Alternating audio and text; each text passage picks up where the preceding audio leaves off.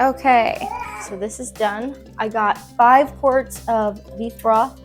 It simply cannot be easier than this. I don't clutter my counter for days rendering broth in my crock pots anymore. This tool is such a game changer when you know how to use it. Everyone should have one in their kitchen. Hey there, I'm Rosie from Pasture Pioneers. Today we're making beef bone broth, the liquid gold on a homestead. I used to spend days making broth, but as our family has grown, that isn't realistic. So I found an easier way. The Instant Pot. And the Instant Pot is like the most brilliant way to make your bone broth. I set my bones in there and I set it to high pressure for 3 hours. I also add water. Depending on how many bones I squeeze in there will depend on how much water I add. You do need to leave a certain amount of air space within the Instant Pot for it to be safe.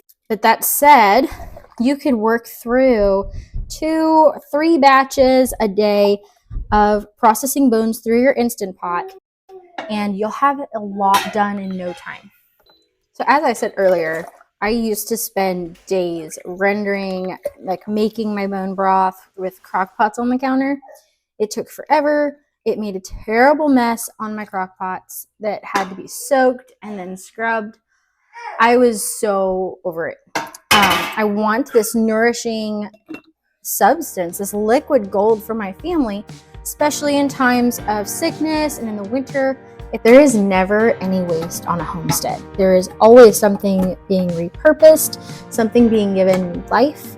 When our family grew to 5 children this year, it kind of gave me the push I needed to say, okay, I don't have time to do everything. So beef tallow is really trendy right now. I actually did not keep any of the tallow from this animal. Do I regret that? Will I regret that? Maybe. I am a big believer in utilizing every part of the animal for yourself first. But when you have 5 kids and you're homeschooling and a homestead to run and manage, it's a lot. The care of my children comes first.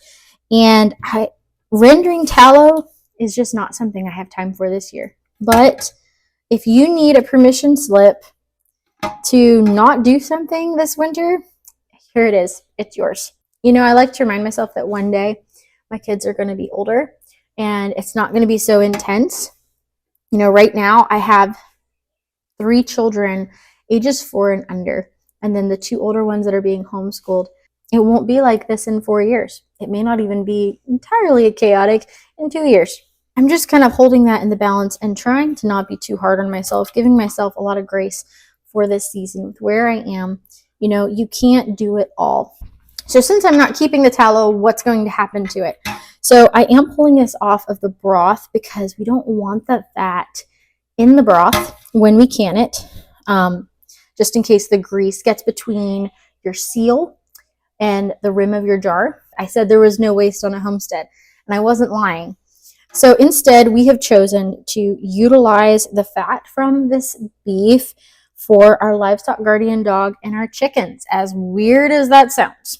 Our livestock guardian dog and our chickens have access to some of the scraps, the offal from inside the animal. They have access to bones and the fat. And these things get, the fat gets turned into my nice deep yellow egg yolks. It nourishes our dog and saves us money on dog feed, which, let's be real, dog feed is insane. So it's a huge savings. Right now I have my canner warming, and now that I've pulled off the fat, the tallow from this broth, I am going to heat this up. We will pack it hot into the jars and put the jars straight into a hot canner that's ready to go, and we'll get on firing with all cylinders. A little trick I picked up on was adding vinegar to your pressure canner. Just a little splash to help keep any residue from forming on your jars. You know, when you take them out, they've got this like white stuff on them. It looks weird. But this vinegar, just a little splash of that in the canning water, will prevent that. I also like to take some of this vinegar and put it on a paper towel to wipe my rims. This will help get rid of any grease that might be left over from me pulling it off. The beauty of having that fat layer on is it will keep in your fridge for a long time, just like that, because the fat keeps out the oxygen from the broth. So realistically, if you are busy, and like in my case, I could have filled this pot with broth before I had to actually process it. But since I was just working with the 1 bucket of bones, that's not an issue here. So I am just going to finish filling these jars. Whatever does not fit in these jars, it's just going to go into the fridge for immediate use. We like using beef broth for soups, but we also really like using it for making brown rice and quinoa. It makes the most delicious grains, and it's an added way to get like nutrition and like sneak it in. Plus the flavor is just unmatched.